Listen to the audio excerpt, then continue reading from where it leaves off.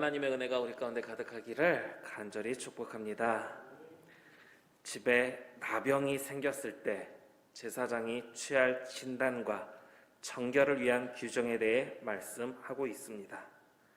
34절에 내가 내게 기업으로 주는 가나안 땅에 너희가 이를 때, 이제 나중에 있을 일에 대해서 이야기하는 겁니다.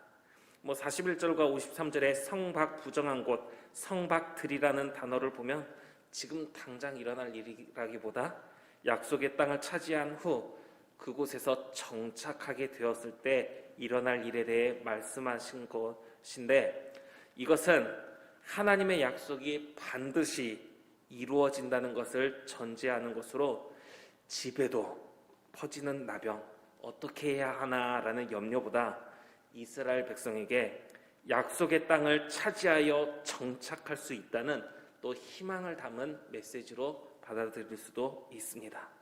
이렇게도 받아들일 수 있으면서 이제 이 집에 있는 나병의 문제에 대해 하나님께서는 먼저 이렇게 말씀하셨습니다.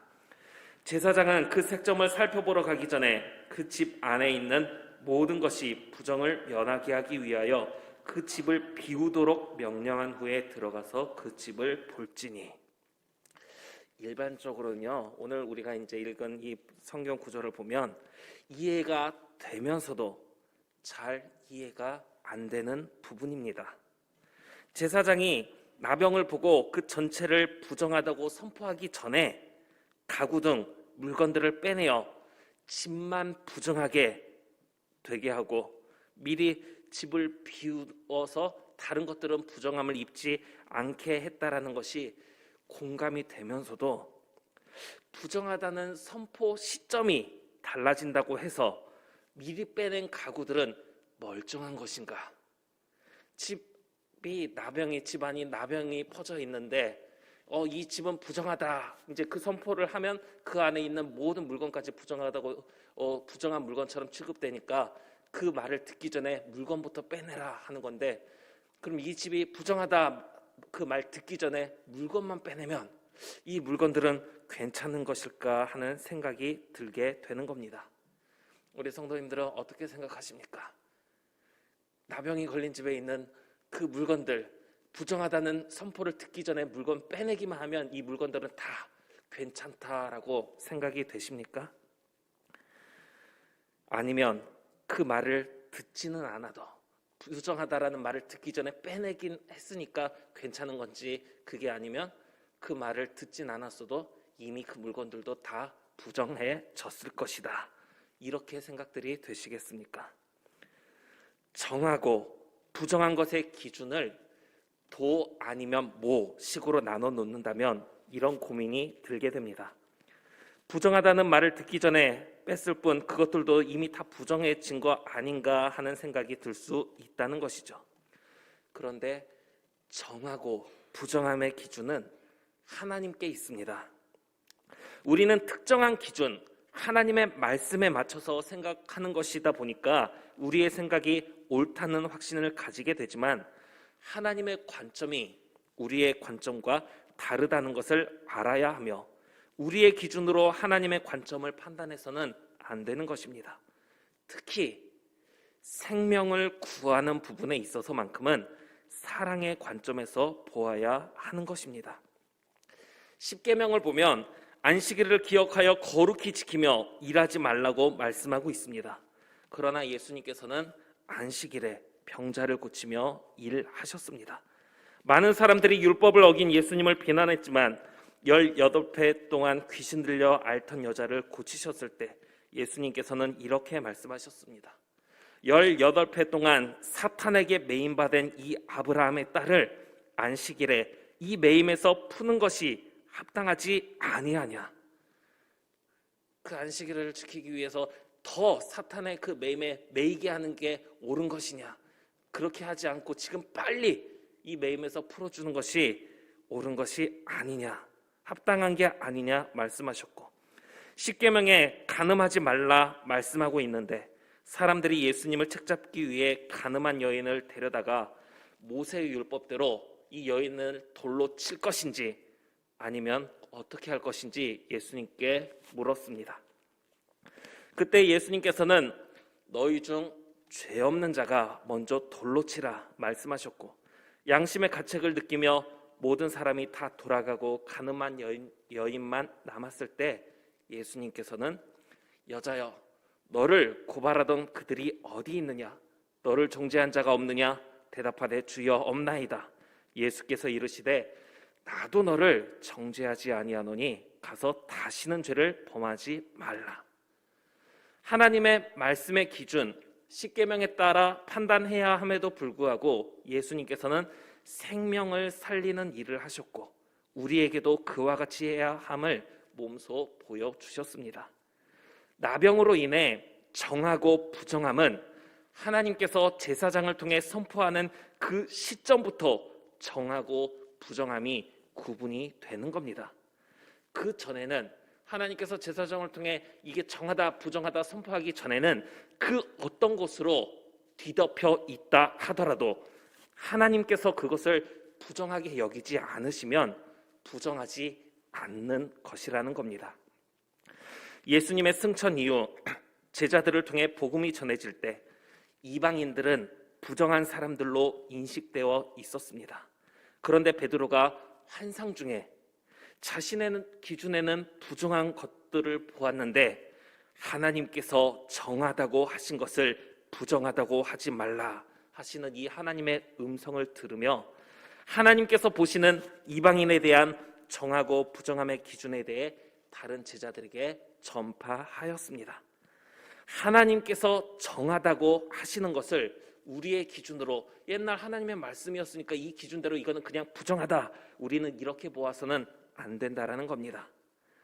하나님이 한 입으로 두 말 하시는 그런 분이시겠습니까? 하나님께서 말씀하셨던 그 기준 위에 저것을 지금 덧붙여서 이야기하시는 것은 무엇을 위함이겠습니까?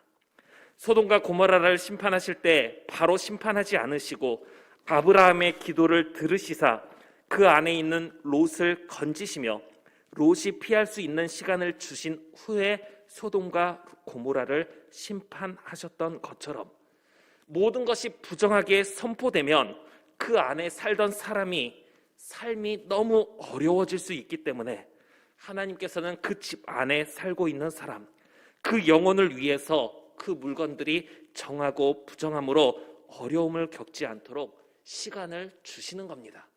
그 시간을 주셔서 그냥 이거는 부정하다, 그러니까 모든 물건을 다 부정한 것 취급해서 사용하지 못하고 어떤 어려움에 처하든 그건 알아서 당해라, 이게 아니라 그 안에 이 모든 물건을 부정함으로 취급받았을 때 너무나도 어려워져서 궁핍해지고 힘든 삶을 살게 될 그 사람을 위해서, 그 영혼을 위해서 하나님께서 시간을 주셨다라는 것을 생각한다면 우리는 도리어 하나님의 크신 섭리와 사랑을 보게 되는 겁니다.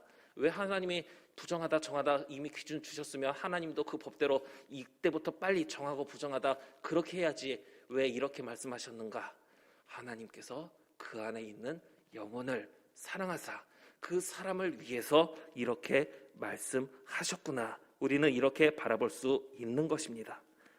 집안에 나병의 징조가 보일 때 처음에는 그냥 지켜보고, 두 번째는 집 안 사방을 긁게 하고 그 긁은 흙을 성박 부정한 곳에 버리게 합니다. 그럼에도 불구하고 나병이 퍼지게 될 때 그 집을 헐고 제목과 모든 흙을 성박 부정한 곳으로 내어 버리게 됩니다. 여기서 이제 이 나병이 발한 집, 이것을 오늘 하나님을 향한 우리의 모습으로 생각해 보면 어떨까 싶습니다.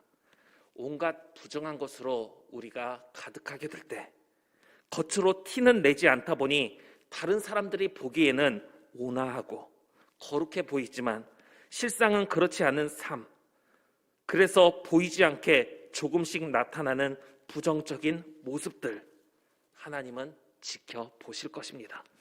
그런데 하나님께서 보시는 동안 달라지지 않고 여전히 죄와 더러움이 가득하다면 집안 곳곳을 긁어내어 모든 더러움을 벗겨내는 것처럼 하나님께서는 질책과 벌로 그 사람의 잘못을 깨닫게 하사 그 사람을 돌이키게 하실 것입니다.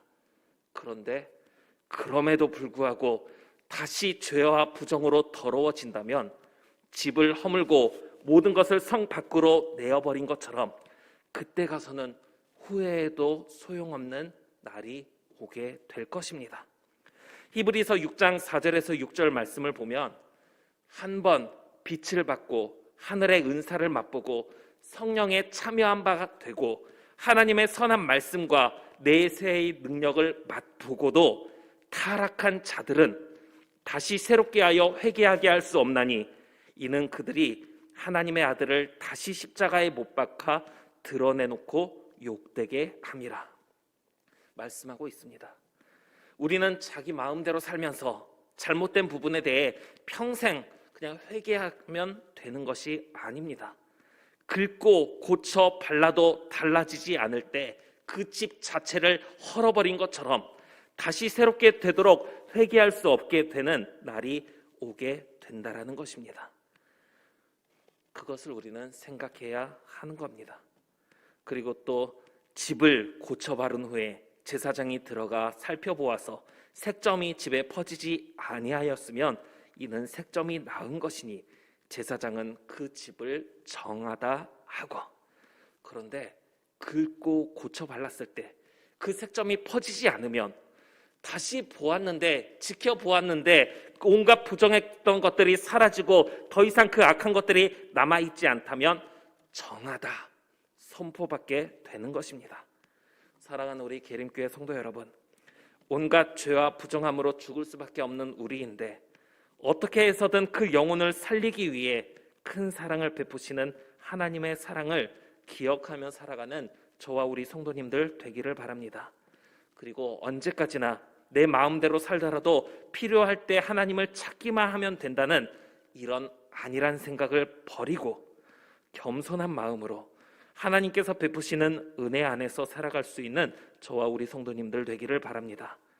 그래서 하나님께서 보실 때 하나님의 기쁨이 되어 정하다 하시는 그 말씀을 들을 수 있는 저와 우리 모든 성도님들 될 수 있기를 간절히 빌고 원합니다.